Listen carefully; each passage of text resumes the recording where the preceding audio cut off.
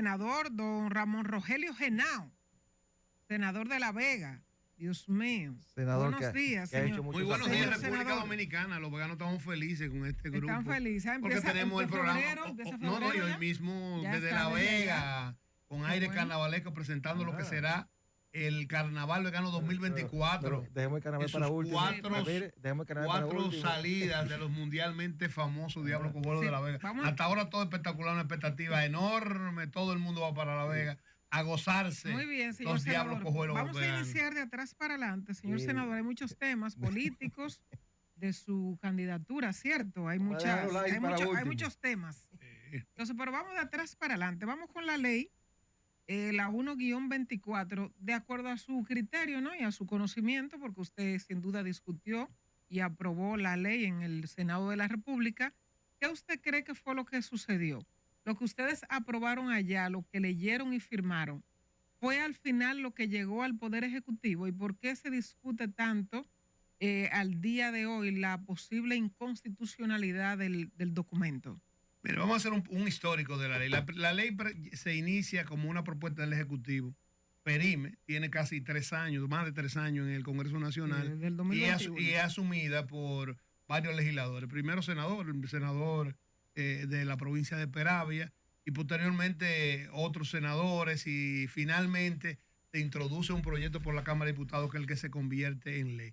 En la discusión hubieron grandes contradicciones, principalmente más que en la necesidad de clarificar que no se vulneren derechos fundamentales, estaba el tema entre las agencias de inteligencia de los cuerpos castrenses con el DNI, que querían mantener, no ser subordinadas. Esa fue la discusión principal, para que sepan el histórico. El tema que trabó por 3 años no fue la clarificación del articulado para que no se pudiera interpretar de alguna manera que vulneraba derechos fundamentales, sino más bien la pretensión de la ley de establecer al DNI como cabeza y subordinar las agencias de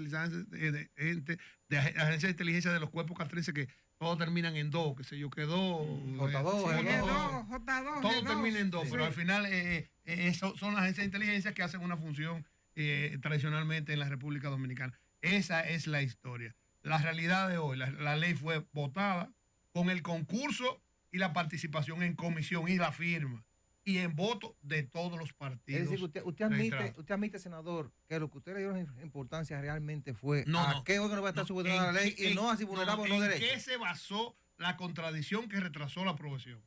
Fue un choque entre parte del Ejecutivo, bueno, la actual es incumbente del DNI, con los mandos militares que pretendían que se mantuviera el status quo actual. Y aún así salió con problemas.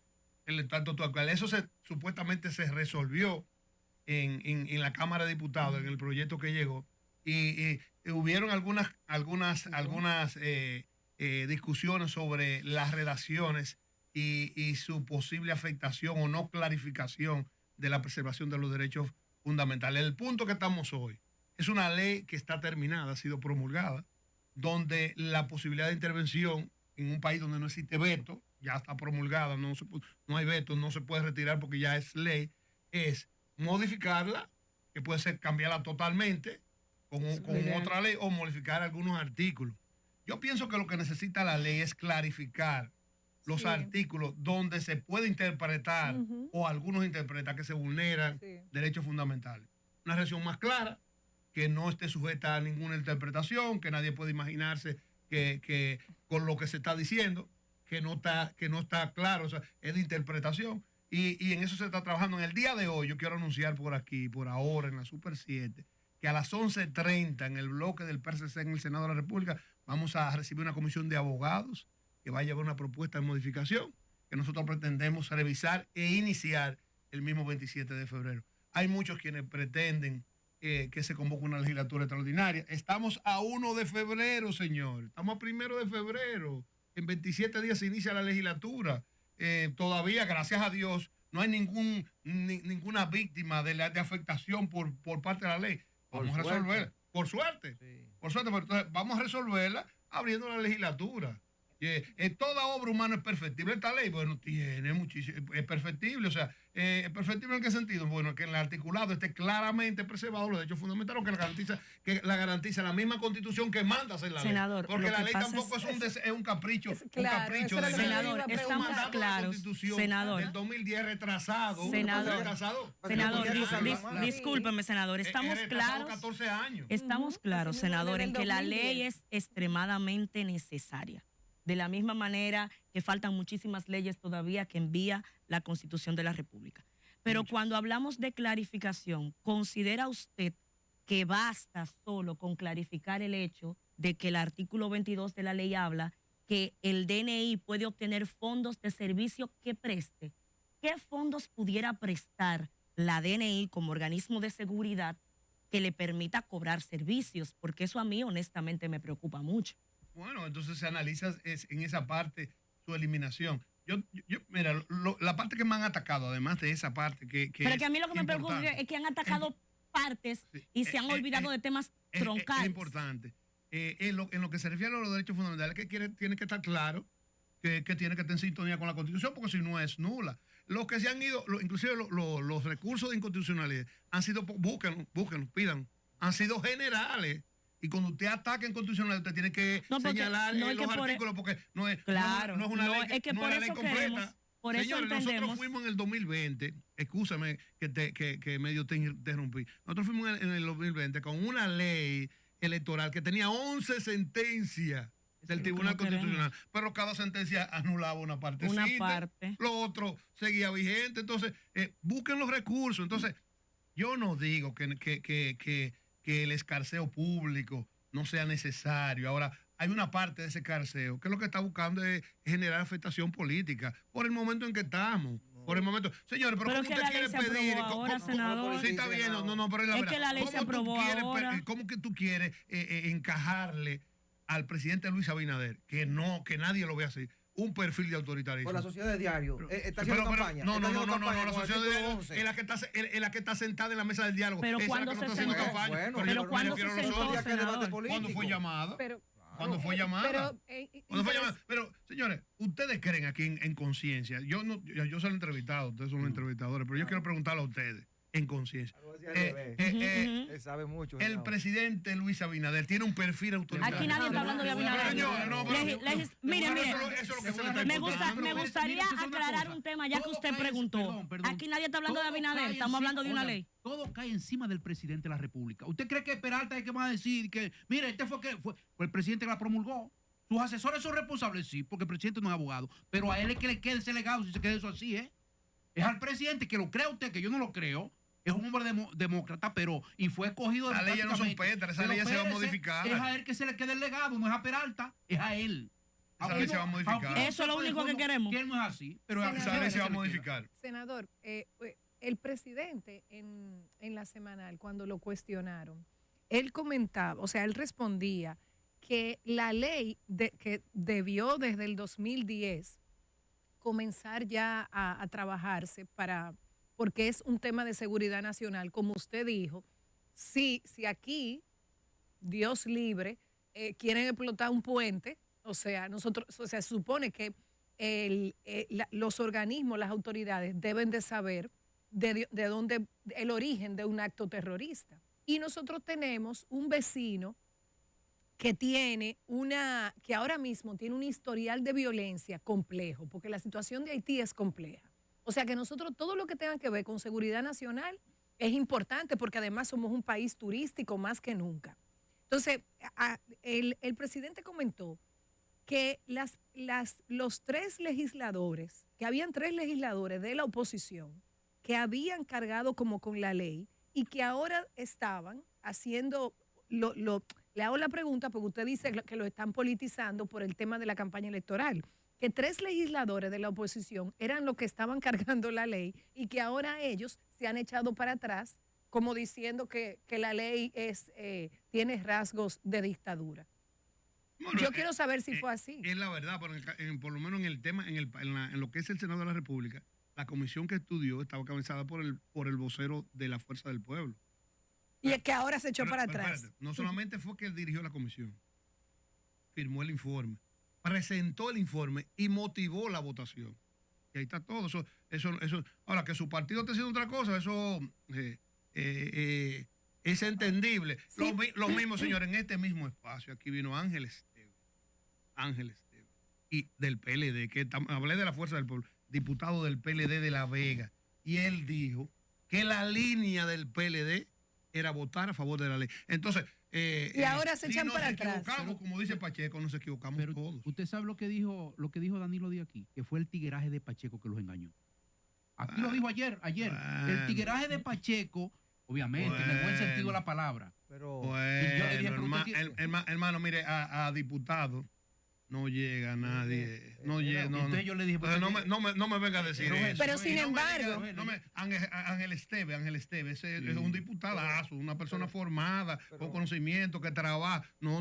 Pero sin embargo, senador, lo que usted está diciendo no es la percepción pública. O sea, eso que usted está diciendo, que usted está narrando de ese legislador de la Fuerza del Pueblo, eso no es lo que dice la gente. Como dice Mayo Banex, es al presidente que le está cayendo. Tengo que reconocer en favor de Dionis, que además de senador, es nuestro amigo, candidato de Pedernales, que él no ha hecho ninguna posición pública en contra de la ley, que se ha respetado en esa parte. O sea, él después de hacer el trabajo, no tiene ningún posicionamiento público. Pero aquí no hay problema, y lo que hemos estado preguntando, senador, no tiene ningún posicionamiento público. Si me escucha, senador, han buscado excusas. Y lo están politizando. Porque recuerde que es una entrevista.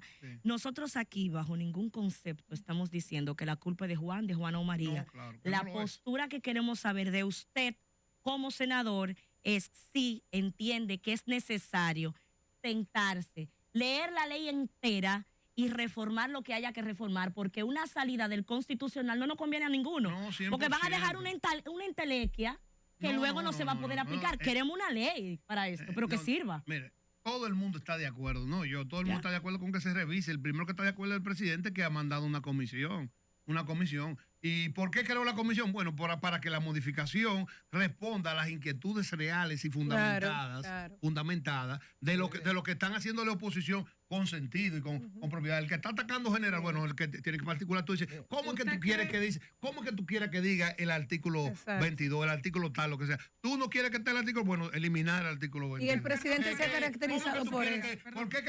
¿En qué que tú fundamentas que se vulneran derechos fundamentales? ¿Cómo tú quieres que esté la redacción para que esté claro que no se vulneran derechos fundamentales? ¿Usted cree, senador, que había alguna presión de organismos o de gobiernos internacionales? No. Porque el Ejecutivo... No, eso es local question.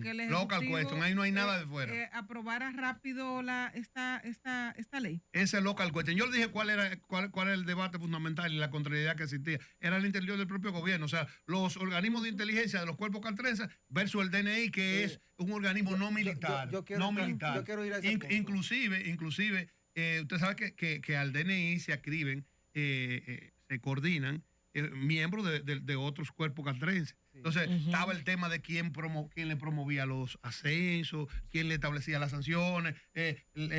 Temas internos.